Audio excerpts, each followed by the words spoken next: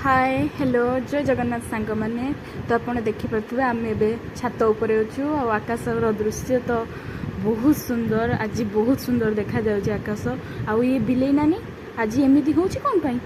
ओ आज पूरा तार जन्मदिन से मो पछ छाड़ुनी कौन ना केक काटिबो केक डाक्तर तो पूरा मना कर देइचंती बाहर केक पाई ना तो मो पछरे टंग टंग हे बुलुची तो मु भी ता मन को रक्षा करबा पई किछि ओरियो बिस्कुट किनी आनली एवं देखिपे आपन को शूटिंग कर देखे दौर ओरियो बिस्कुट्र सुंदरता को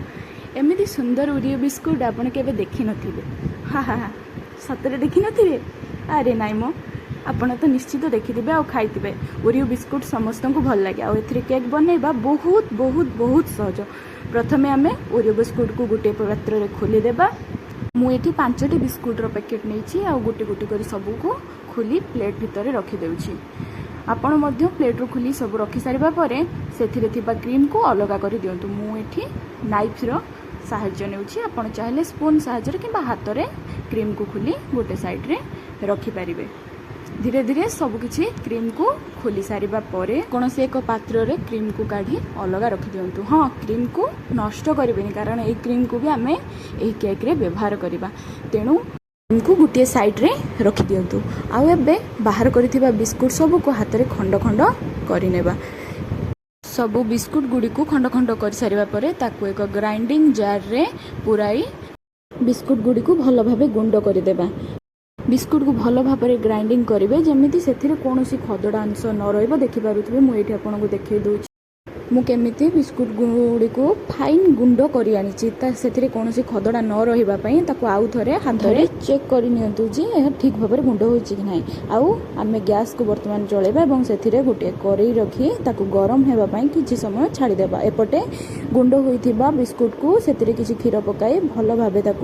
बहलिया कर गोलाई नवा आपण माप अनुसार क्षीर नहीं नेलापर ठीक भाव में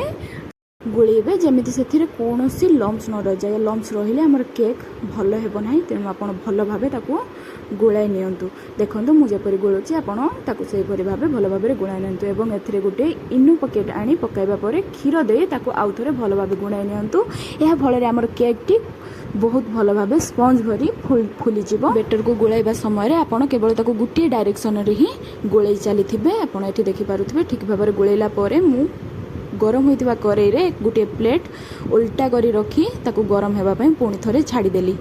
आउ तापर मोर मन पड़ा अरे मो पाखे तो बेकिंग पेपर ही ना तो मुझे कौन करी तेणु मु सस्ता जुगाड़ मोर करदेली एवं कागज को नहीं आसी ताकू कच कच कच कच कच कच कच कच कच कच करी काटिदेली एवं ताकू टिके तेल रे घसी माजी ताकू बेकिंग पेपर बने नेली अरे वाह मु तो बहुत बुद्धिया एते सहज थिला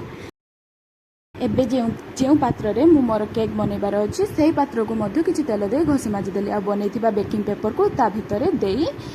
सेथिरे बेटर सब को ढाली नेली बेटर सब बेटर को गोटे पात्र को खोली आनिबा परे आमे ताकू भल भाबे टाप टाप करि नेबा काहेकि ना एथिरे जेमिति कोनोसी वायु न रहिबो एवं गरम होई सारी थिबा कड़ई रे को बसाई देई ताकू पूरा पूरी अध घंटे पर्यंत आपण कौन करेंगे ढांकी नेबे एवं प्रथमे 15 मिनिट हाई फ्लेम एवं 15 मिनिट लो फ्लेम रे छाड़ीदेवे एवं देखिपे मुँह को अध घंटा पर खोलवा जाऊँगी एवं अरे वाह केक टी तो आमर मोटा सोटा हो भल भाव फुली फाली जाइए चेक करना केक टी ठीक ठाक होइछि कि नहीं केक टी हो सारी तो आम बाहर को खोली आनी ठंडा करने छाड़ केक टी को ये ठंडा हाँपाई छाड़दे चलतु आम जा बिस्कुटर क्रीम आड़ को मुझे कही ना यही क्रीम को आम नष्ट करवा ना तेणु यही क्रीम आम किसी क्षीर दे चामच द्वारा भल भाव फेंटी एक बहलिया क्रीम तैयारी करनेबा एवं यही क्रीम को आम केक मझिरे देबा तो आपण आगे क्रीम को आवश्यक परिमाण रे क्षीर दे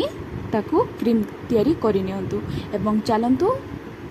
केक टी ठंडा हो जाइए साहाय्य केक रो साइड को ढिला करी उल्टाई एक पात्र साहाय्य खोलीदेबा एवं ता पछपटे लगी बेकिंग पेपर को भल भाव खोली नहीं आम मझिरू काटी नेबा मझिरू बहुत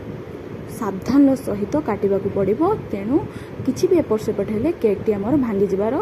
संभावना अच्छी। तापर एठी गोटे पात्र रे चीनी आनी ता देहरे पानी पकाई प्रथमे ताको आपण खस खस खस खस तापर आपण खच खच खच खच पुणी थरे खस खस खस खस पुणी थरे खच खच खच खच खस खच खच खच खस खस खच खच खस खस खच खच करी आपण भल भाबरे चीनी टाकू मेलाइबा पर्यंत खस खस खच खच करी नेबे एवं चीनी भल भाबरे मेलाइबा परे आपण सेही चीनी रो बेटर को बा चीनी रो पानी को आपण कोन करिवे ना केक रे दे देबे। केक रे आपण चीनी रो पानी को देला परे आपण रखिथिबा से क्रीम को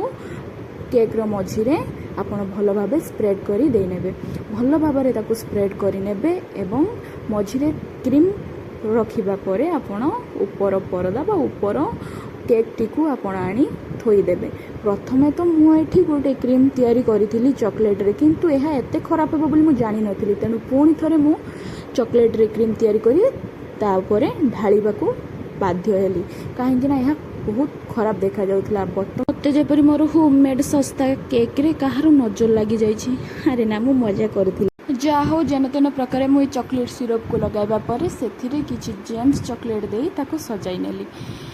तो आपण माने आपण को मन इच्छा जेपरि सजाइबा कथा आपण सजाई नेबे। मु एठी जेम्स चॉकलेट रे ताको सजाई लेखिबा आरंभ कर देली। आपण को इच्छा आपण हैप्पी बर्थडे हगुरी मुतुरी लेखि पारिबे किंतु मु एठी खाली हैप्पी बर्थडे बोली लेखुची काहेकि ना सत कहबाकू गले आज मोर भाई आ भौणी दुई जनकर जन्मदिन तो एते बड़ केक रे एते छोट ना लेखिबा मो भाई सहज नुहे तो मुझे केवल हैप्पी बर्थडे लिखी छाड़ी दूसरी आपण इच्छा डेकोरेट करी एमती घूरे घूरे कैमेरा को नहीं जिबे एवं तार गोटे छोट क्लिप भी तैयारी करदेबे। अरे बा एठी देखंतु ये फुलेई बिलेई कौन होउची नुआ ड्रेस खंडे पाइछि तो तेणु ता मन आज उछु बिलेई को देखी मोर भी इच्छा है खंडे नुआ ड्रेस पाई हेले छाड़ मोर तो आज जन्मदिन फन्मदिन किसी नुहे तेणु मुझे देखी खुशी होजी। बिलेईर किसी भल पोज नेला परे मुझे संध्या बेले डेकोरेशन काम आरंभ करी आपण मैंने देखी निश्चित जनइबे डेकोरेशन टी केमिति होईची एते भल होई नथिबो मु जानिछि किंतु तथापि कमेंट करदेबे। तापर एठी निया धुआं बाण सब किछि उड़ाई आमे आरंभ कर देइथिलु केक काटिबा काम। मु किछि फोटो मध्ये एठी आपन को देइ देछि आपण जणेबे केमिति होईची फोटो गुडी को देखिबे निश्चित। थैंक यू सो मच आपण माने मो चैनल को देखिले एवं लाइक शेयर एंड सब्सक्राइब